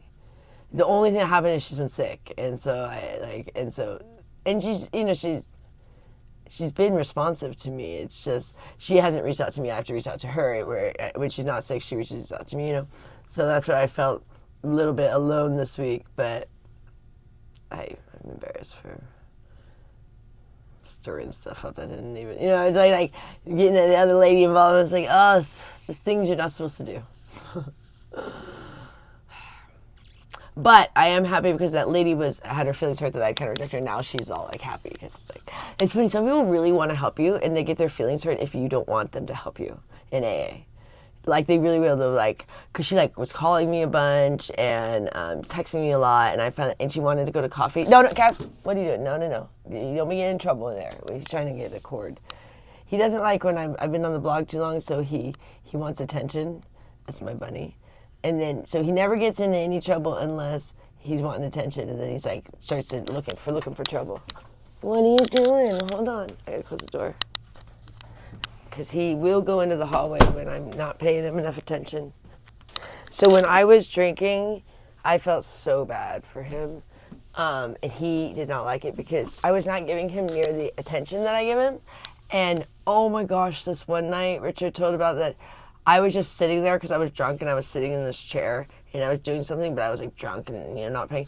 And I wasn't aware. Casper was trying to get my attention. He's climbing on the chair, and I'm like, "Go away, Casper! Leave me alone."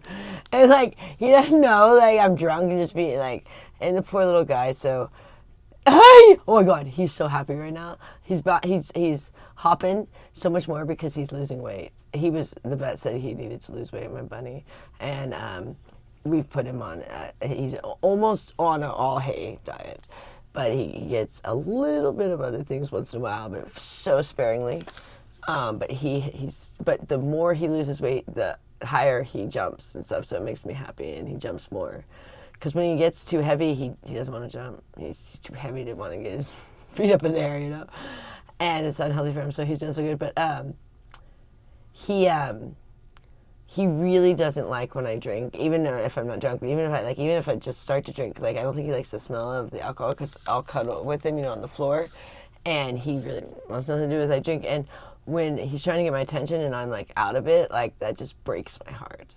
And I never had a child, but I imagine if you ever were in an addiction and your child was around, you must have all this remorse and regret, because I feel that for even my bunny. I think about those days and that I just like, because I'm kind of aware of what I was doing, but kind of not. And then Richard was like, "He was so sad all night trying to get your attention, and you just were like ignoring him, and he just like climbing up on you, and you telling him to go away." And I'm like, "Oh." And so, me and him have been cuddling so much since I've been sober. Like, he's been getting so much. Also, I haven't had to go to New York or LA, which both those times he doesn't like either of those, because when I'm in New York, he still has Rich, but me and him are closer. He's hopping all over the room right now. It's so cute. I wish you guys could see. You can never get him when he hops, because it's a sporadic thing, and you never know when he's going to do it. And if you try to film him, it'll never happen. And once you try to film him when he's doing something, he'll stop doing what he's doing. For the most part, he's the hardest to film. So we have like nothing like it'd be so hard to catch. It'd have to be you were just filming him for the longest time, where you just had like a camera rolling, because when he hops, it's the cutest darn thing. But it's really fast, and then like he'll hop like several times, but it's just like bump bump bump, and then he. Where you go whoop whoop whoop, and he does this sideways where he kicks his legs to the side, where he jumps up but then kicks his back legs out. It's like a sideways jump. It's the cutest darn thing. But he doesn't do it much when he gets too heavy, so I'm really happy. It's hard to not feed him, though, because I don't know if you guys saw it, but what he does with it, he like starts picking up his bowl, and his litter box broke one day, like the wood, so he can pull it apart. So he'll pull it now, because there's this wood. There's not the where the litter is. That part is plastic, but there's a wood thing around it that has the hay and has these two little bowls. The wood broke so where he can pull it now, and like so sometimes I'll come and like the whole thing is like ripped apart. And I'm like, Casper, because he does that when he's mad, when I won't give him the food he wants. He's such a little ornery thing sometimes, and I'm like, dude, you are very difficult to try to get you to like it's for your good, buddy. And then he always wants these treats, but he's only supposed to get them twice a week. And he wants them like several times a day. Like, it's like, no, buddy, no. And especially if you give him one, it's the time that you maybe gave him one, then he wants it all day long. He's trying to get another one. You're like, no, you had one today. You definitely don't get another one today.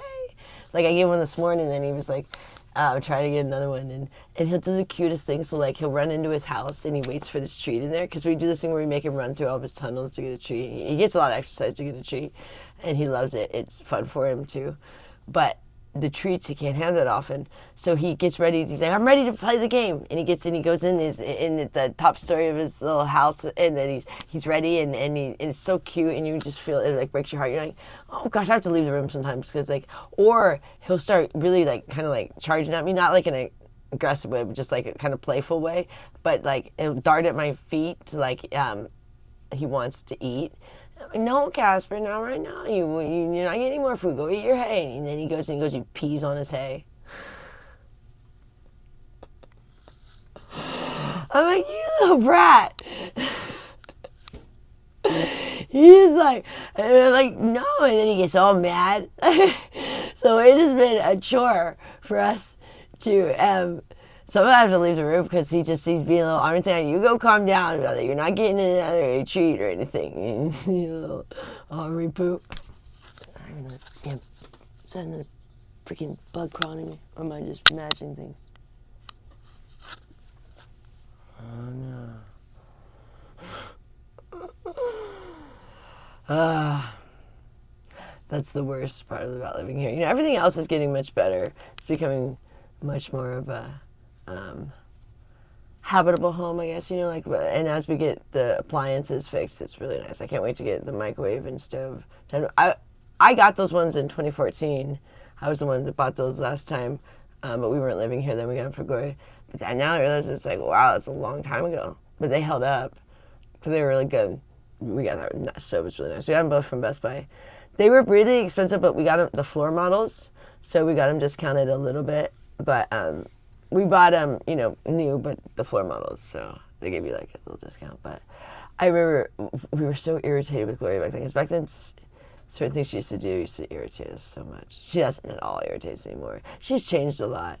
But so we buy these really expensive things, you know, really nice. It's a really nice double-decker stove because she used to love cooking all kinds of different things, and she used to go like for the holidays. Gloria used to make a lot of stuff, so I wonder where she could like make the casseroles in one part and the turkey in the bottom, or the, you know, like, or like two things at once. You can make like, it has like a small one where you can make small like things like casseroles or a pizza or something, and then it has a big one where you make like, you know, the bigger things.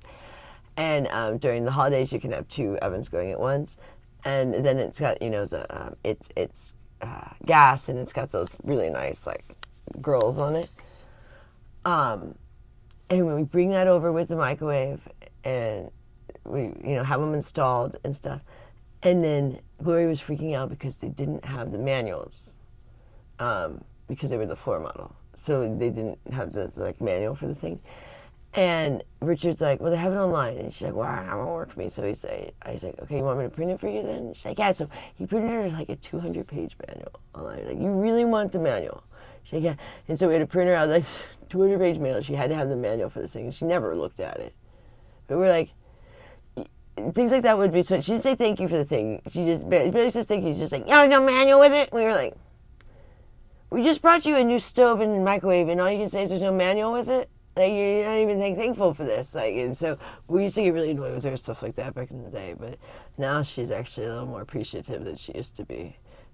She says thank you for things now. She used to never say thank you. It was just like, no, that's not going to work, or whatever. And like complaining always about everything. So we used to we used to grind our gears. But she's actually, if anything, become nicer than meaner as she's gotten older. She was a lot more ornery when like I first met her, like very feisty and she'd fight and argue with like anything you said, but she doesn't do that at all anymore. So where some people when they get older they get meaner, Gloria seems to be getting nicer as she is getting older, so that's good. That's a bonus. It is. You know, some of these older ladies, even in the meetings, some of them are pretty snappy and stuff. There was actually, I think I was telling you guys yesterday, I'd be interested to see, we're not going to that meeting today, so tomorrow I want to see if the one lady comes back, because I've never seen her miss a meeting.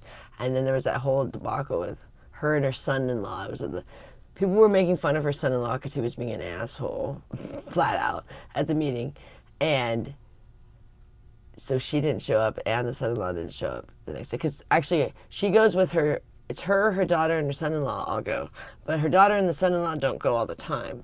But she goes every single day. Like, since we've been going, I've never seen her miss a day. And then there was this big tiff between her son-in-law and one of the other guys, and then both of them didn't show up. And it's crazy, because she's the lady that kind of like, she always counts all the money. She's always like making the coffee. She's like the first one to get there. She kind of like was running the show for a while, and then she just didn't show up.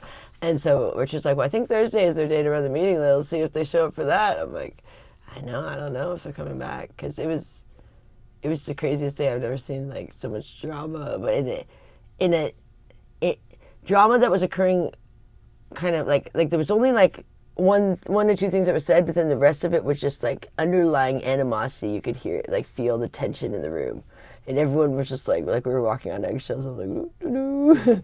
And then so people were commenting about what had happened, and then the guy was getting more mad. You know, like, they were kind of like, ooh, we're just saying stuff about it. Because people, when they shared.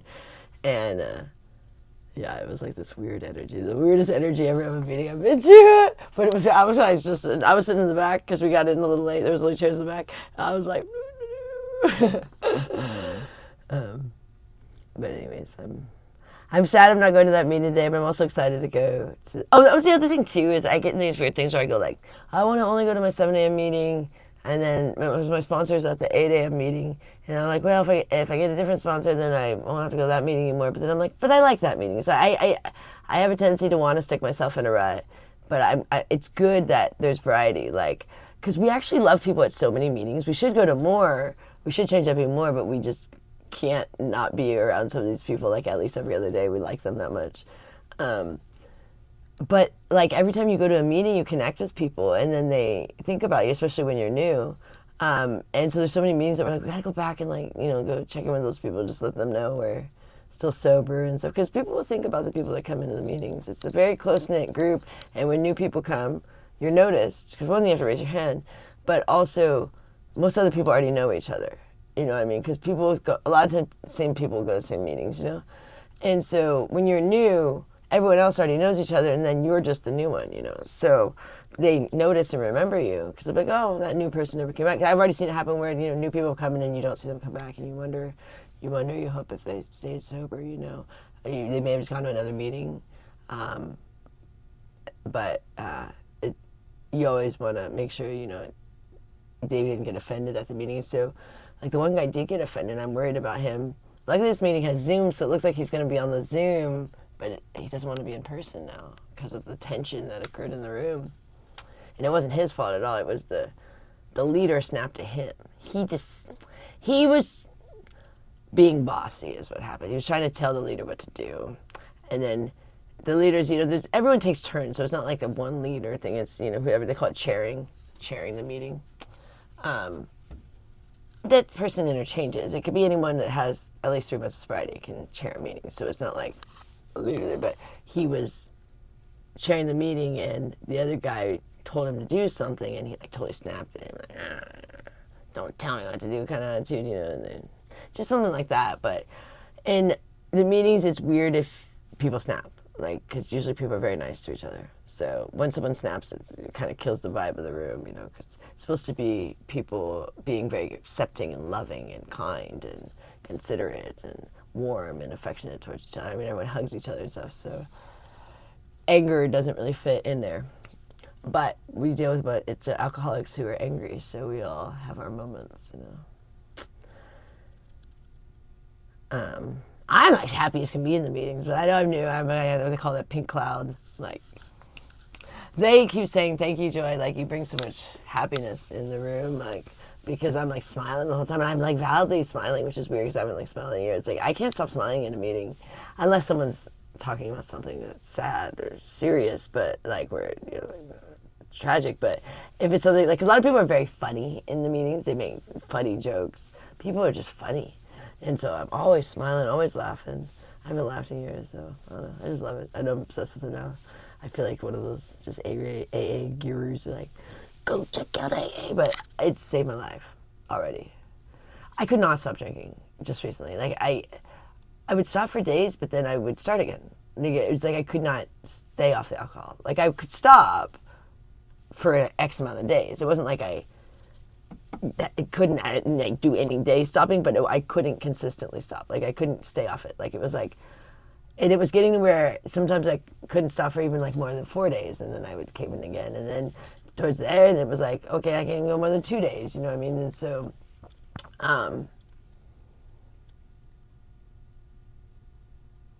then I just was like, it's just not working continually, you know, consistently. So now with the air, it's working.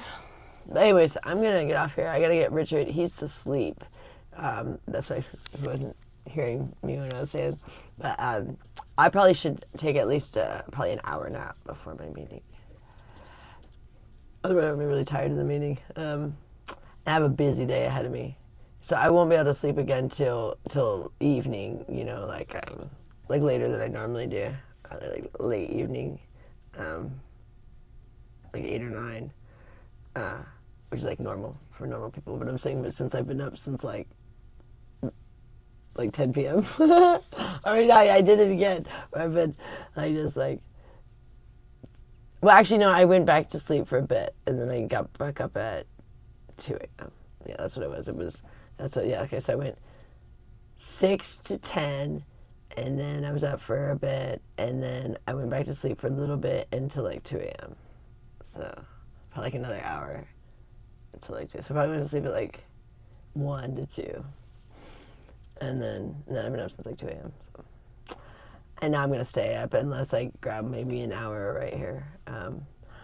But I was already going to get up at 5:30 was the time I was going to get up. So, but I've already showered and I've already done like all the chores. I did the laundry. I unloaded the dishwasher. The kitchen is perfectly clean. I cleaned that. I cleaned the kitchen last night, but this morning I unloaded the dishwasher. And I did all the laundry. I cleaned Annette's room.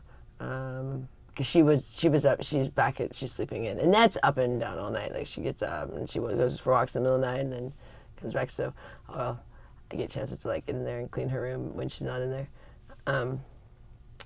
And I've not vacuumed. I didn't do the vacuum yet. It's a little early for that. But that'll be my next. I'll probably do it before we leave for the meeting, though, for sure. Oh, I cleaned. What else did I clean?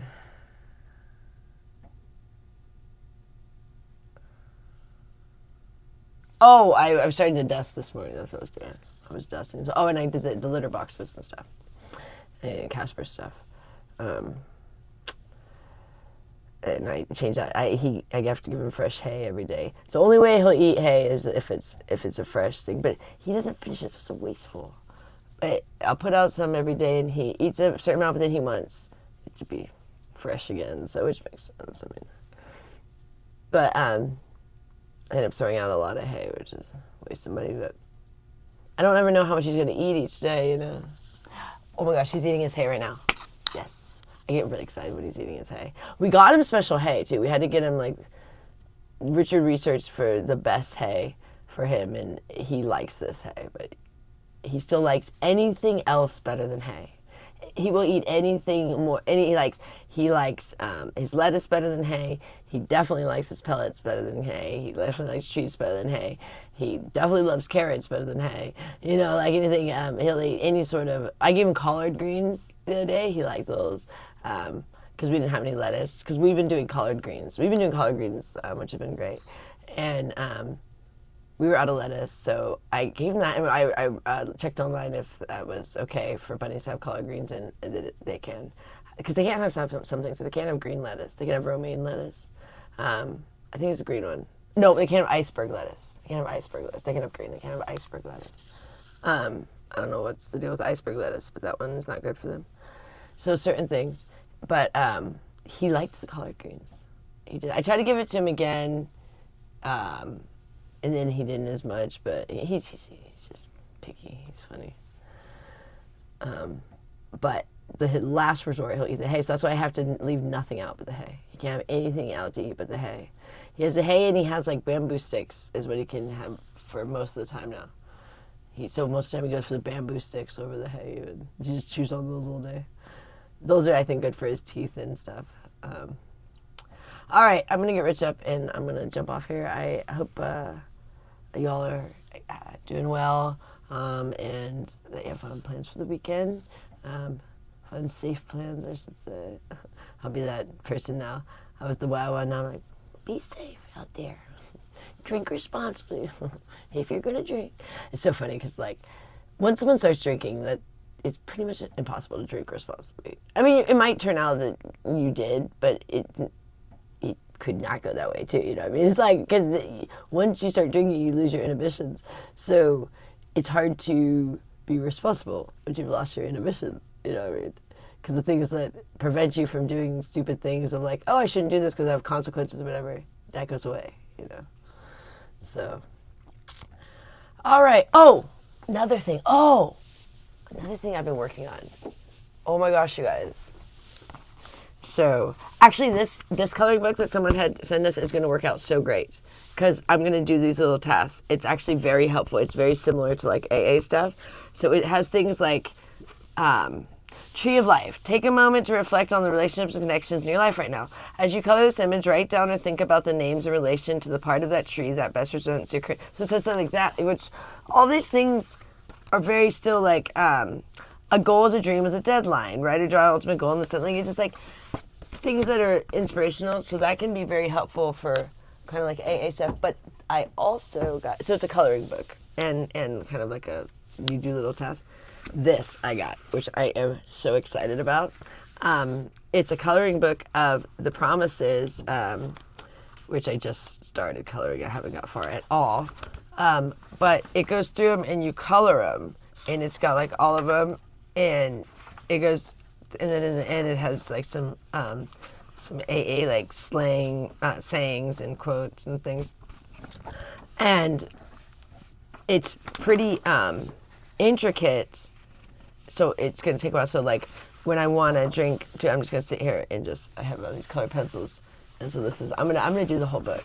which has got a lot of pages. So I'm really excited about that, and it's a really great way to say things like serenity and peace.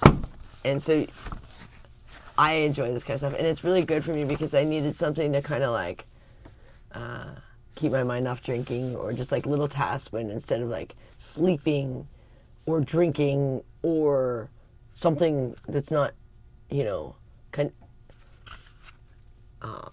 productive.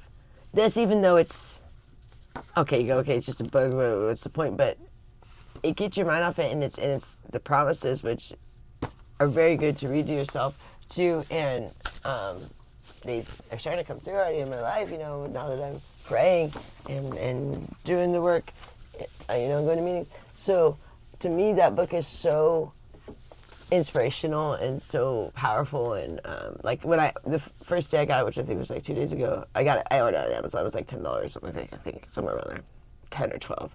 I got myself a couple of things. I got that. I got the calendar, which I would show you guys, but it's taped up. And then I got this little one. I ordered these online the other day, the pocketbook. So the other books we bought in the meetings, which they like you to buy those in meetings, but I wanted this pocket one, and I don't know if they sell this one in the meetings. They sell the bigger one. So it's cool because I can like take it with me. But I bring all my little books. I'll show you guys. Oh my gosh, that's so funny. I feel like such a like kid here, like going to school or something. Like, I'll show you guys what I do here. All right. This is what I do for the meetings now. For every meeting I go to, I bring all this stuff. So look at this bag that Richard got for me, which is that brand we love. And it worked out perfect because I hadn't actually used this for anything yet. But I put all my books. So I have my big book. And then I have, this is my notebook, which is from New York, which makes me happy.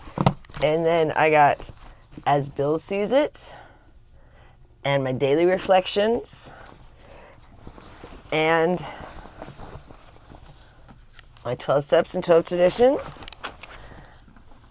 my highlighter, my pen, and this is my little coin thing, which I'm not bringing all the coins anymore, which I'll show you guys. I'm only bringing the ones, this is the Pink Floyd one, and then I keep the, this was actually Richard's coin, but he likes me to hold on his because he'll lose them. So, but I keep one in my wallet. That's my rainbow one that I just got. But here's my little bag. I go with my little bag to my meetings. I feel like I'm like going to school. And then I put all my other coins. Almost done getting rid of picking up these 24-hour coins. But I put another New York thing, of course. I have like 32 coins in here. 31 or something, because I have, I think 32. I went over the 30-day thing. You're supposed to only pick these up for 30 days, but I messed that up, so I had to restart. So, and you don't get them at every meeting, otherwise I'd have more. We've gone to more meetings than that too, but they don't give them at our 7 a.m. meeting. They only give us one, and then they didn't give them again. But our 8 a.m. one gives it to you every time. So they know we have them, but they just, you get them every time. And then the 12:15 gives them every time. And I think that's the only two that do. Because our other meetings, once you have them, they'll say, do you have a coin? And if you say yes, then they don't give it to you again. But some meetings, they go, oh, come on, get another one, And so that's how, because I would not pick up another one if they didn't tell me to, because you give your donations, and that's what supports AA. They can't take contributions from outside. So all of the funding has to come from the donations of the members, of the people. You give $1 or more, or whatever you get. Try to at least always give $1 every day. People usually give anywhere from $1 to $5 every time they go to a meeting. That pays for things like the coins and for the facilities and the coffee and the donuts or whatever, and all the things they need. So I always figure if you're taking the coins and you already have one, you're kind of taking from the group. But some meetings, they kind of force them on you. So I'm like, if they'll give them to me, or just like, you should give them all back after you get your 30 days. I was like, Yeah, but I kind of want to keep them because I don't want to ever do it again, and I kind of want to just have like the ones that I got, you know, in my first will almost turned out to be 60 days for the 30 days. So on the 23rd will be my 30 days. Because you do it, it's actually, 30 days, it's actually, Richard said you do month to month. Because I was like, is it 30 days or do you do the day to the day? And he says, most people do the day to the day. So technically my 30 days would be the 21st, I think. But I'm doing the day to the day, so the 23rd to the 23rd, you know. So, but my original one was going to be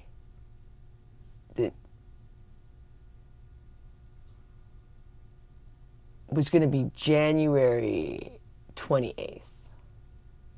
So it's almost a whole month behind.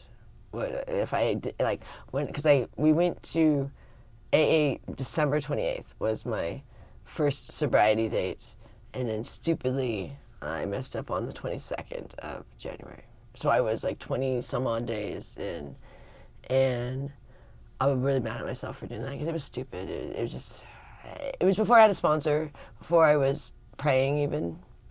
So things have changed now, but I was mad at myself because the group was counting on me to get my 30-day, me and Richard, and they knew we'd been there. And then when the time passed, some people were like, "What is?" And then and that's when I told everyone had to start over. So then it's basically like I almost had to say like a whole another 30 days. You know what I mean? Now what today is 23 days, and my date is the 23, but it's 23 days, right? So then I think it's the 21st if I did my math right. That would be technically 30 days. But I'm going to do 23 to 23. So the 23rd is Monday. Next Monday. So not this Monday, next Monday. Last time I have to pick up another coin or raise my hand, which I don't mind raising my hand in the sense of like, you know, I don't mind that I'm not, it's more just that when you've gone over the 30 days, now it starts to become embarrassing. You know what I mean? Because you're like when it's the first 30 days, validate the first 30 days, awesome. But now you went over it, so that means you didn't stick with it, then it becomes embarrassing. Yeah, I mean, so this last around here has been like every day, but anyways, okay, Rich, I'm done here. Okay. Yeah, he finally woke up. Yeah, if you could help me. Yeah. All right, everybody. I had a great time. I will not check in later today. I have too much going on, but probably tomorrow. But I hope everyone has an awesome Saturday. And I will catch you all later.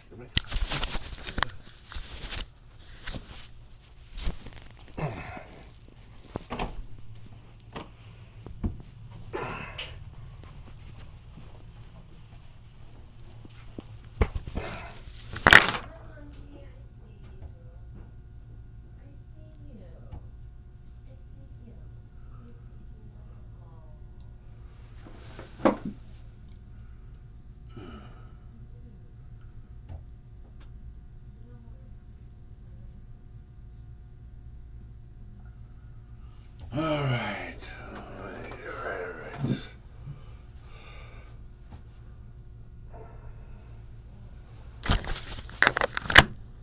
Good night, everybody. I mean, good morning.